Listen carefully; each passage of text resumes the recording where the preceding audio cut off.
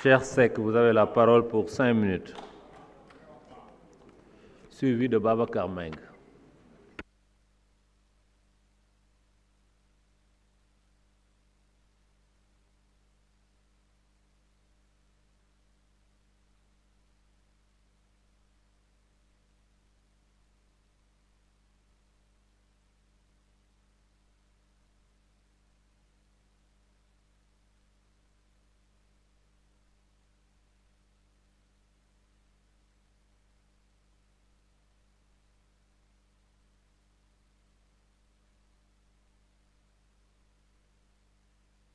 Merci, Monsieur le Président. Nous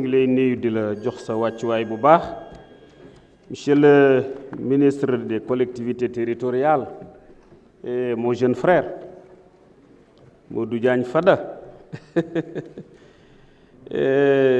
Vous êtes un jeune frère, un ami et un frontalier. Et je commencerai par cette doléance, comme vous avez le ministre des Finances à côté de vous. Monsieur le ministre des Finances, vous qui êtes chargé de budgétiser le tronçon Ndindi-Darou-Mousty, c'est 16 km. Vous reliez la région de Diourbel à la région de Louga. Et c'est le trajet le plus court de Diourbel à Louga en passant par ce tronçon, parce que Diourbel s'est déjà fait, c'est 100 km rond. Il n'y a pas une route plus économique, plus désenclavée que cette route-là. Monsieur le ministre, nous voulons féliciter. Di rafetlu bu baax kontaan ci sa nomination. Nous sommes connus bientôt une trentaine d'années. Nous avons fait ici 98 au Parlement.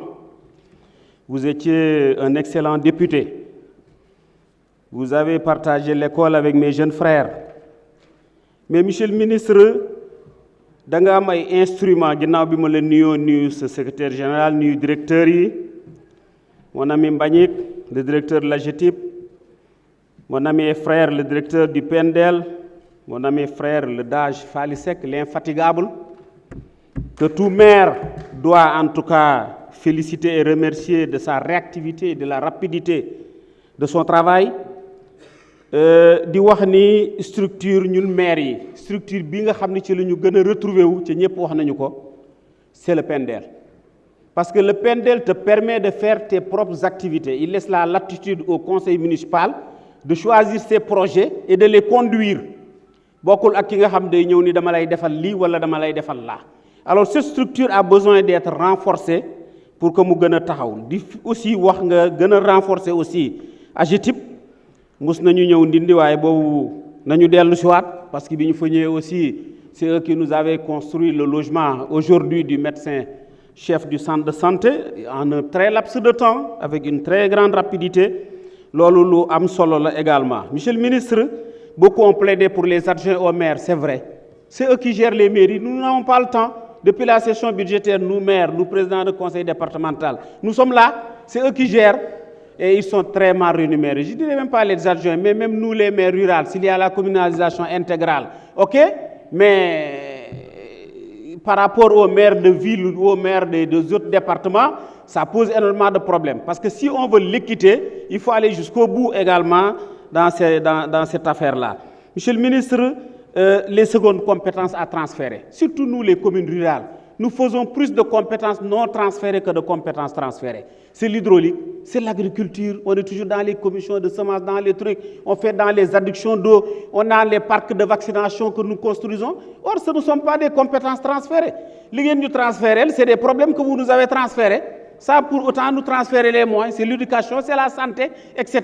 Je crois qu'il faut quand même s'arrêter, évaluer l'acte 3 et voir comment apporter des améliorations. Évidemment, ça nous a conféré plus de dignité, nous les maires, qui nous permet de discuter avec nos homologues de l'autre côté du monde, mais il faut aller vers quand même des dotations plus importantes. Et monsieur le ministre, le PACASEN rural, il faut que ça démarre.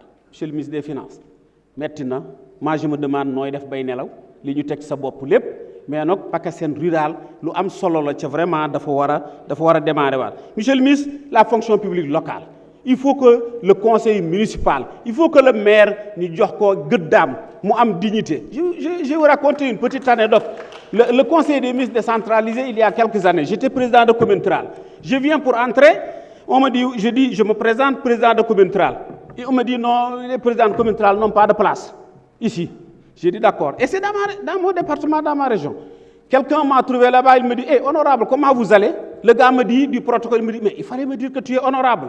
Comment je suis président du conseil départemental, conseil rural B? Moi, je suis valeur, man, c'est mon député. Gi. Parce que si je suis un mbok, si je suis un dëkkandoo, si je suis un set, c'est différent d'un député qui, le mode d'élection est tout à fait différent. Je crois que donc il faut donner la dignité aux maires, aux conseillers municipaux. Si vous êtes conseil départemental, vous session.